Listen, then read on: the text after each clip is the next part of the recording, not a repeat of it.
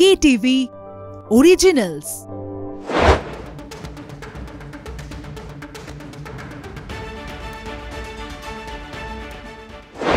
শুরু করছি আজকে stadium bulletin powered by OneXBet। আমি জয় জ্যোতি রয়েছে আপনাদের সঙ্গে। প্রথমেই আসবো কলকাতা নাইট রাইডার্সের কথায়। KKR ভালো ছন্দে রয়েছে অবশ্যই, এবং গত ম্যাচে আমরা দেখেছি কীভাবে রুদ্ধশ্বাস জয় ছিনিয়ে নিয়েছে। তবে আগামী 26শে এপ্রিল কলকাতা নাইট রাইডার্স বনাম পাঞ্জাব কিংস আবারও সেই ভিড়জারা লড়াই সামনে আমরা দেখব, এবং সেই ম্যাচেও কিন্তু জিততে চাইবে কলকাতা নাইট রাইডার্স। অবশ্যই কিছু জায়গা রয়েছে, কিছু এরিয়াস রয়েছে যেখানে উন্নতি করতে হবে, যেটা বারবার বলছেন KKR মেন্টর গৌতম গম্ভীর। সবথেকে বড় বিষয় সেটা হচ্ছে যে ডেথ ওভারে কিন্তু প্রচুর রান দিচ্ছেন KKR বোলাররা, তাই সেখান থেকে রিকভার করতে হবে। মিচেল স্টার্ক আবারও কিন্তু এই নামটা ঘুরে ফিরে আসছে। একেবারেই কিন্তু তিনি তার সেরা সময়ের মধ্যে নেই, এবং তাকে কি বিশ্রাম দেওয়া হবে নাকি তিনি খেলবেন সেটাও কিন্তু একটা ধাঁধা, এবং যদি তিনি খেলেন তাহলে তার সেরাটা কিন্তু দিতে হবে, এবং মিচেল স্টার্ক কীভাবে কামব্যাক করেন সেদিকেও কিন্তু নজর থাকবে। এবারে আসি আরেক KKR ক্রিকেটারের কথায়, সুনীল নারিন কি বিশ্বকাপ খেলবেন? দুর্দান্ত ফর্মে রয়েছেন এবারে IPL-এ, এবং মাতিয়ে দিচ্ছেন ব্যাট হাতে এবং বল হাতে।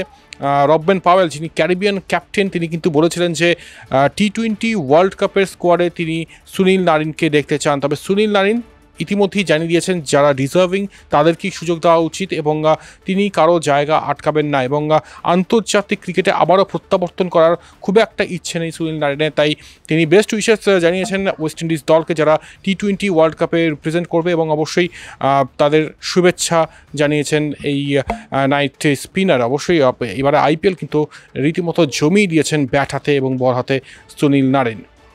এরপরে আসবো ISL-এর কথায়। ISL-এ আমরা জানি যে সেমিফাইনাল ম্যাচ যাচ্ছে, আজকে থেকে শুরু হয়েছে, এবং অবশ্যই ISL ফাইনাল কোথায় হবে এটা কিন্তু সবথেকে বড় প্রশ্ন।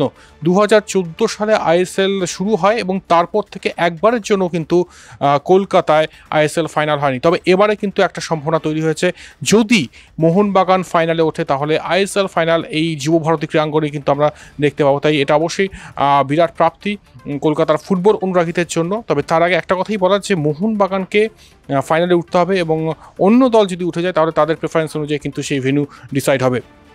এরপর আসি একটি বুক লঞ্চে, এবং এই বুক লঞ্চের কথা বলতে গিয়ে একটা ঘটনার কথা বলতে হবে। 2 বছর আগে আমরা জানি যে ঋদ্ধিমান সাহা এবং এমিনেন্ট স্পোর্টস জার্নালিস্ট বড়িয়া মজুমদারের মধ্যে একটা ক্ল্যাশ হয়, এবং সোশ্যাল মিডিয়ায় সেটা একদম তোলপাড় হয়ে যায়। তারপর 2 বছর তাকে নির্বাসিত করা হয় BCCI-এর তরফ থেকে। ঋদ্ধিমান সাহা ভারতীয় ক্রিকেটার, এবং তার সঙ্গে যেটা হয়েছে সেটা ভালোভাবে নেয়নি, এবং যার জন্য যেসব সিচুয়েশন ফেস করতে হয়েছে প্রখ্যাত ক্রীড়া সাংবাদিক বড়িয়া মজুমদারকে, সেটা নিয়ে তিনি একটা বই লিখেছেন।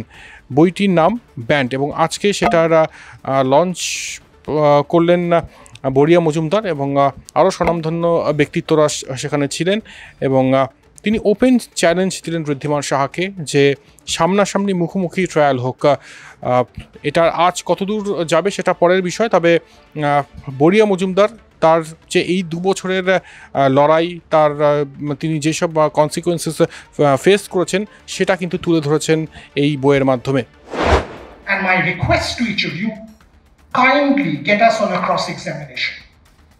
Bring the two of us together, and I will look him in the eye and tell him, I swear on my daughter, I am telling you the truth. Can you say the same thing?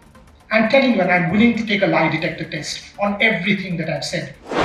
এরপর আসছি IPL-এর কথা, এবং IPL-এর একটা কথা বলতে গেলে বলতে হয় যে হার্দিক পান্ডিয়া এই মুহূর্তে যথেষ্ট রকমভাবে কিন্তু চাপে রয়েছেন, কারণ মুম্বাই বারবার কিন্তু হারছে।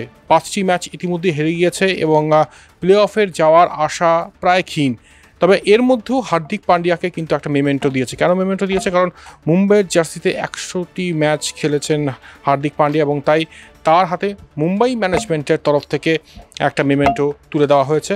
দেখা যাক এরপর থেকে হার্দিক পান্ডিয়া, যিনি ক্রিকেটার হিসেবেও খুব একটা ভালো ফর্মে নেই, তার ক্যাপ্টেন্সি, তার ক্রিকেটিং স্কিল কতটা দেখাতে পারেন। এবং একই সঙ্গে মনে করিয়ে দিই যে সামনে কিন্তু ওয়ার্ল্ড কাপ স্কোয়াড সিলেকশন, এবং সেখানে হার্দিক পান্ডিয়াকে কিন্তু কিছু মানে সেখানে যদি সিলেক্ট হতে হয় হার্দিক পান্ডিয়াকে কিছু একটা স্পেশাল করতে হবে। অবশ্যই এর আগে অটোমেটিক চয়েস ছিল হার্দিক পান্ডিয়া, তবে এখন যে জায়গায় যাচ্ছে কারণ অনেক তরুণ ক্রিকেটার উঠে আসছেন, তাই হার্দিক পান্ডিয়াকে একটা লাস্ট ট্রাই দিতেই হবে।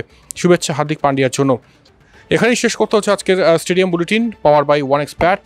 আপনারা সঙ্গে থাকুন স্টেডিয়াম বুলেটিনের। আর স্টেডিয়াম বুলেটিন দেখতে গেলে অবশ্যই লগ ইন হতে হবে কলকাতা টিভি অনলাইনে, এবং একই সঙ্গে ফেসবুক ইউটিউব তো রয়েছেই। কলকাতা টিভি স্পোর্টস নতুন ফেসবুক পেজ, দারুণ ফিডব্যাক পাচ্ছি আপনাদের তরফ থেকে। আপনারা লাইক করুন, শেয়ার করুন, সাবস্ক্রাইব করুন, এবং একই সঙ্গে আমাদের ডিজিটাল ব্রডকাস্ট পার্টনার ডেইলি হান্ত রয়েছেই, সেখানে উঁকি মারতে ভুলবেন না।